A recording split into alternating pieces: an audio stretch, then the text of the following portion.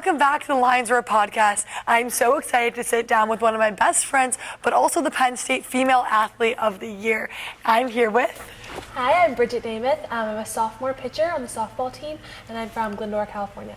So talk to me. How'd you get to Penn State? So I had kind of, I would say, a little bit of a unique journey. Coming out of my junior year of high school, I didn't have much attention at all. September 1st, I had 0 calls, nothing like that. So I definitely was not like the highly recruited player that I think a lot of our teammates were, and a lot of athletes at Penn State. So I had kind of an unusual journey with that at the beginning. My recruiting process was pretty quick because it started late into the summer of my junior year, and then I ended up only having an offer from Boise State and Penn State, and I came on campus and I loved it, and I decided to make my decision to come here. Yay! So glad you came here. So what does it mean to you to be the Female Athlete of the Year after maybe not even knowing that you would have this opportunity to even do that, maybe not being the highly recruited player out of high school? Yeah, I mean, it means everything. I was so shocked when I found out. I started crying. Typical. Typical. It means so much to be able, with all of the amazing female athletes and athletes at the school. Like, I can't even explain. Like, I would never, this isn't something that I was expecting to get or anything like that. So I'm just so grateful with all of the amazing athletes that we have. What does it mean to you to be such a dominant female in softball and sports in general? It's a great feeling. I mean, there's so many amazing softball athletes and athletes here, so it's really cool to be able to have that award. Is there a certain athlete, female athlete, that you look up to most in general? Yeah, well, growing up it was always Jenny Finch, like the typical softball pitcher that you look up to. But kind of in more recent years, especially as I was going through the recruiting process, an athlete that I really look up to is Jordy Ball, because she's just done so much to elevate our sport, the competitor that she is, and just watching her game, she makes little girls want to go and pitch. So I think she's a huge presence in the softball world, like especially as young pitchers looking up to her and just what she represents. Agreed. Her Instagram comments too, and like just what she posts is just so powerful. I want to talk a little bit about you, and then when we go after games and we see all these little girls coming up to you like, oh, Bridget, I want your autograph. What does that mean to you, and just to play and inspire younger generations? We always talk about that on our team too, is inspiring the younger generations.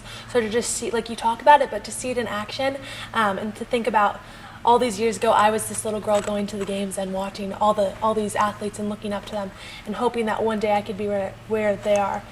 So it's just awesome. Like, you finish playing and you get to go, and yeah, little girls want your autograph, and you're like, wow, like I can't believe they want my autograph. Like, I'm not a celebrity or anything, but it's like crazy to think about how far that we've came, and to really inspire the younger generations and just try to really elevate the game.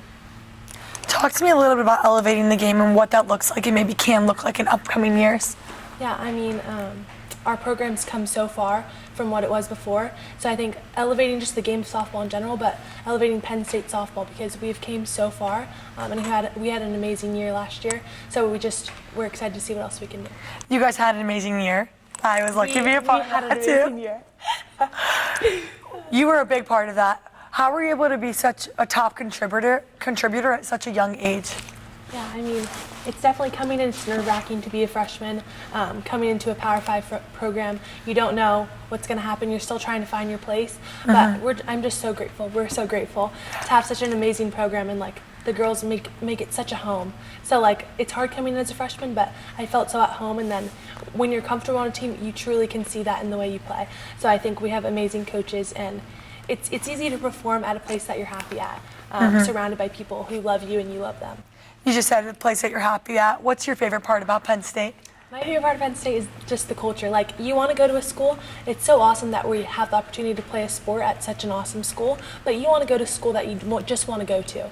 Like, just even if you didn't play a sport. So I think just the culture and everything that Penn State's about, being from the West Coast, like, you don't hear a lot about Penn State all the way on the other side of the country. But like, coming here, it's like hard to understand. People like, oh, you go to Penn State, you go to Penn State. But I'm like, you don't really get it until you actually come here and see everything it's about. And you're like, wow, I'm so grateful to go to a school like that. So I just love the culture, and I love the way people talk about it. And what's special about Penn State softball in general? Penn State softball, we have such an amazing chemistry. We always talk about CCTV. Like, what's CCTV, huh? CCTV, I guess I'll tell you guys. Chemistry, culture, talent, belief. And actually, Lydia Coleman, she's a senior on our team. She came up with that last year, towards the beginning of the season. And we were just talking about what makes our program really different from other programs. So she just said it. She said CCTV. So we always talk about that. And these are really like the elements, the ingredients that we experience it every day.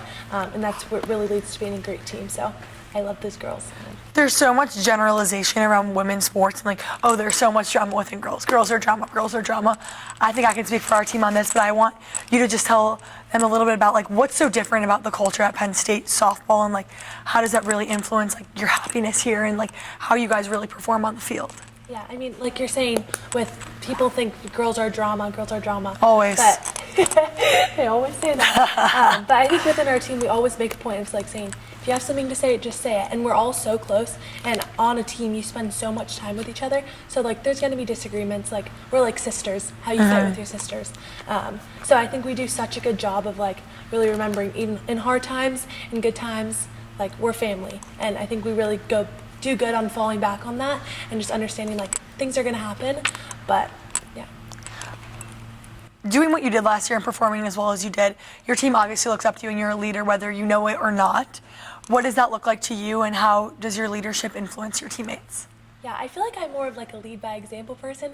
It's always been a little bit harder. I'm working on it to be more of a vocal leader, but I feel like I just try to like, I always try to stay positive. I feel like that's one thing I'm pretty good at. Just trying to, like, we all are grinding. It's a grind every day. So it's so important to just have, and there's so many positive lights on our team. But I feel like that is one thing I bring, and just try to have a good attitude. And yeah. Outside of athletics, what's one woman that you look up to most? I would honestly say my mom. Birdie! Birdie, that's what we call her. Let's give a plug on Birdie. Okay. Okay. Plug on Birdie. Plug on Birdie. She's awesome. Birdie's awesome. I'm so grateful to have her. Like, that's the one person I always know she's gonna answer the phone. Every morning she texts me. She's so far away, so I obviously don't get to see my family very often, only for breaks and things like that. But every morning she wakes me up with good morning text. How's your day going? Everything like that. If I ever needed anything, I know exactly who to call. So I'm so grateful for her. And especially growing up, she worked from home.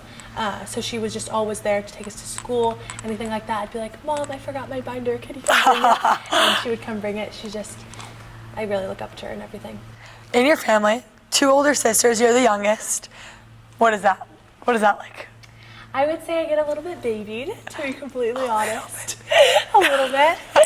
I think all of my siblings, we all have such different personalities. So it's funny to see how we all interact with each other. I'm sure Michaela could say like, I could say yeah. Yeah. But it's fun being the youngest, definitely. They definitely are very protective of me, but I'm so grateful to have my family's amazing. And I'm so grateful to have them supporting me from so far away.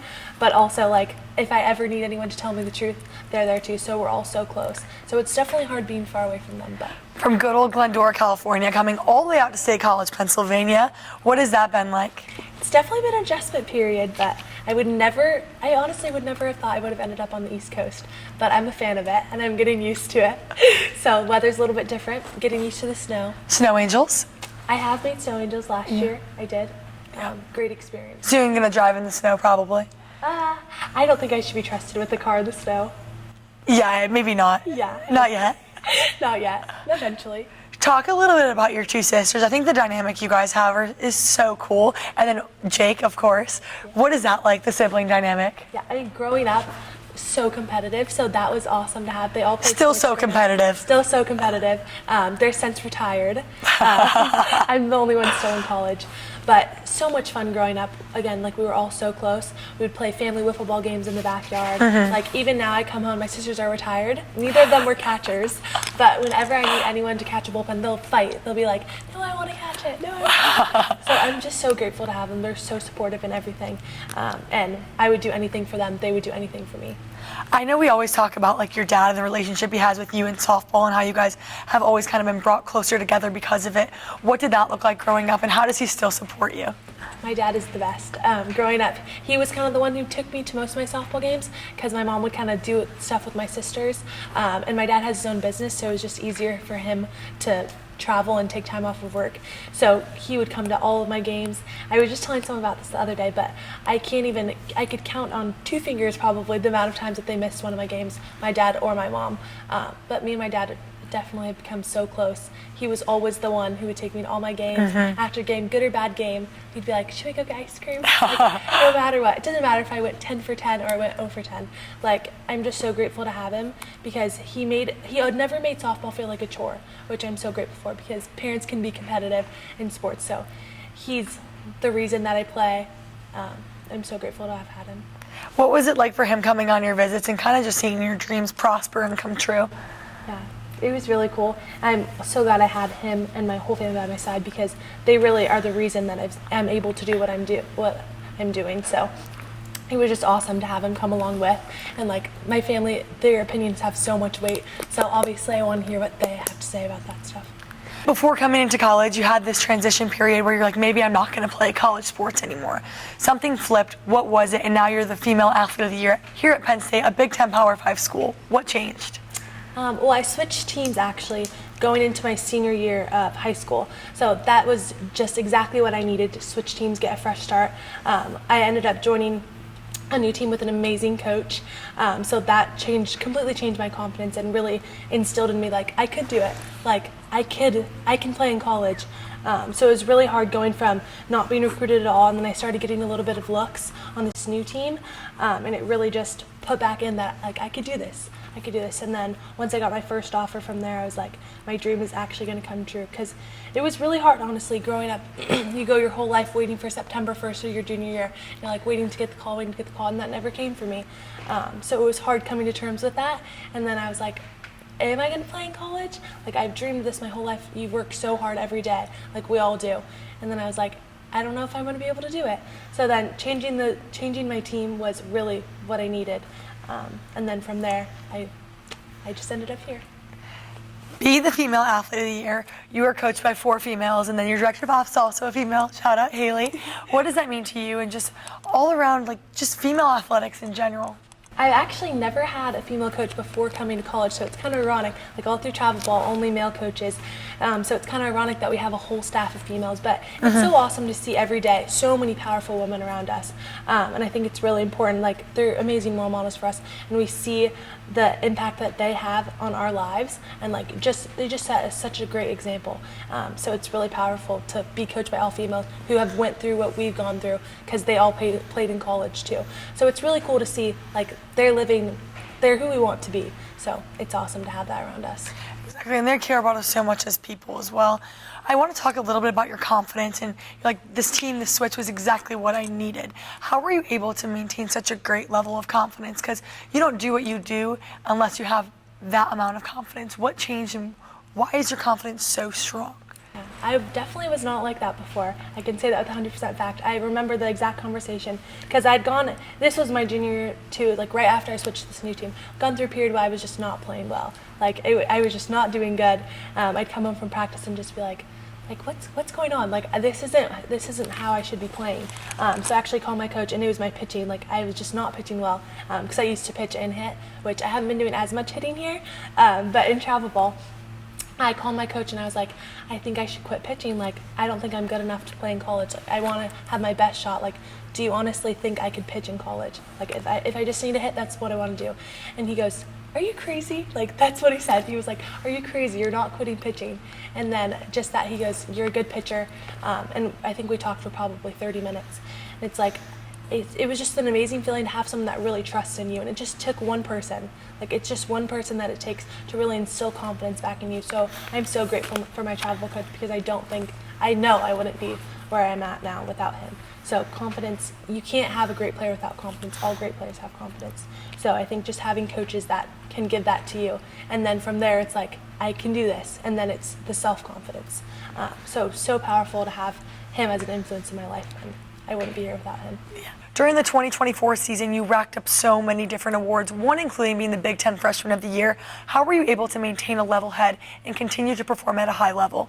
Well, we always just talk about taking it one day at a time. So I think that's what I really tried to do. You just put your head down and work. And we were always going to the end goal of regionals. So it was like we just took one day at a time and really were trying to work hard to our end goal. And you guys played so many good teams leading up to that. What did it mean to you to always have the ball in that situation? Yeah, I mean, it feels good for your coaches to have confidence in you.